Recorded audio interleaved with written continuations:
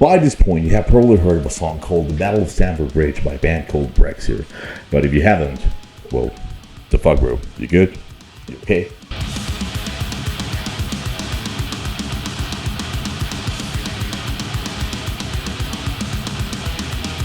I don't know if you haven't heard it. We have been spamming it for over a year now. But if you haven't heard it, maybe this is a good chance for you to do it. To get in context, to understand the context of the song, we'll have to go all the way back to January 1066, when Edward the Confessor's death triggered a succession struggle in northwestern Europe. Edward the Confessor, being the King of England at the time, also considered the last king of the House of Wessex. Now, you know how that goes. King dies, leaves no heir, and everybody wants a piece of it. Everybody says they're relatives, and everybody says they deserve a chance to possess the throne. But what we have to understand here is we got three contenders that are like the most important ones.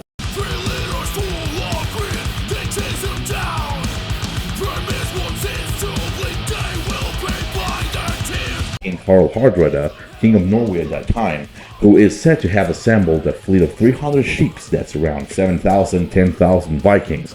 And that's a lot. We don't know for sure if all those ships were actually warriors or many of them were actually supply ships, but at least he had men. That's what he had. We also have Harold Godwinson, Count of Wessex at the time, and also William the Conqueror, Duke of Normandy at that time, who would play a huge role in history after that. Now, Harold Godwinson assembled an army and marched 200 miles from London to York in 5 days. That's a lot. Maybe he was in a rush.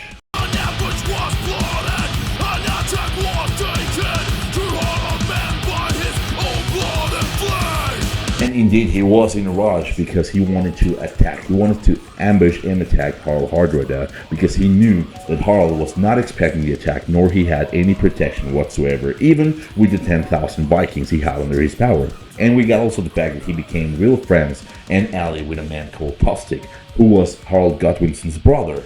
You know how that happens, Middle Ages, brother betraying brother, good ethics, I guess, right? We are now on September 25th, 1066. We got the Vikings camping on Welland River. Welland meaning land of Wales. Now the Vikings are camping on Welland River by Stamford Bridge.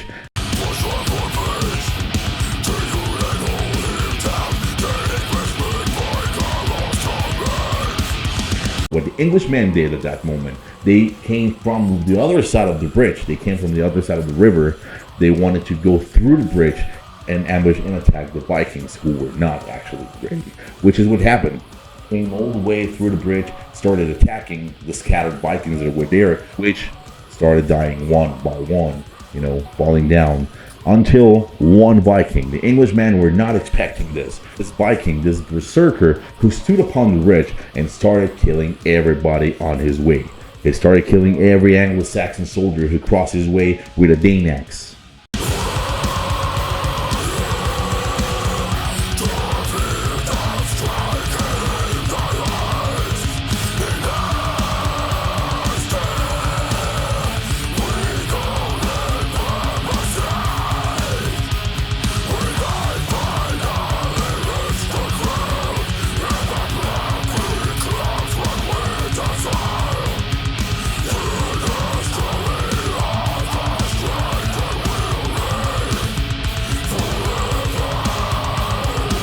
He used a Dane axe to kill and take down every Anglo-Saxon man who crossed his way. Now, what is a berserker, you might be wondering? Joe, what is a berserker? A berserker is an elite Viking warrior who is said to be unstoppable until they die, basically. They would go on frenzy of violence, and they would most likely go naked to war, or mostly naked. Actually, berserker comes from Old Norse, ber meaning naked, and skirt meaning shirt, which is basically what they did. Basically wearing only a fur, and they were dead. The late Viking warriors were unstoppable. They would just not even recognize friend or foe. Basically, they were on drugs. They were on a lot of mushrooms. If you cross his way, it doesn't matter who you are, you're just as good as dead, basically. So, too bad for you. But that's what they did. They would just go wasted on drugs, go wasted on mushroom, and they just would go on this frenzy of violence and kill everybody on their way.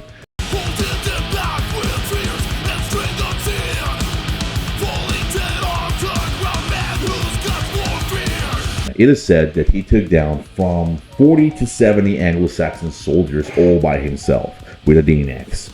Until, well, the Anglo-Saxon Englishmen started like, hey, we're tired of being killed. We need to do something. Now, how did the Englishmen stop this berserker? Well, after getting sick and tired of being killed by this man, they sent a few soldiers down to the river. Now, from the river and beneath the bridge, they started throwing spear after spear after spear at the berserker until he couldn't stand anymore and eventually dying.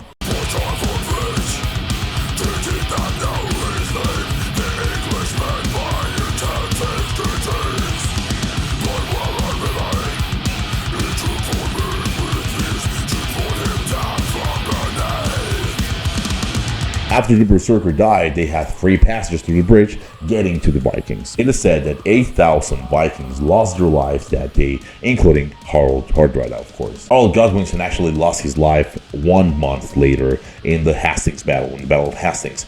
Well, that was against William the Conqueror, of course. Well, there you go. William the Conqueror was actually the last man standing in this battle at the end. But the important part here is the berserker who became a legend. The berserker who became history and a great inspiration for us and of course for many other people, for many more bands actually.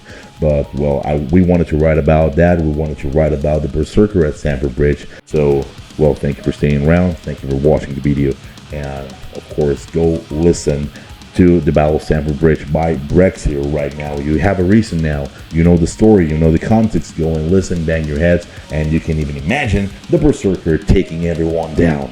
Okay, so be safe. Thank you for watching again. Go listen to Brexer now. See ya.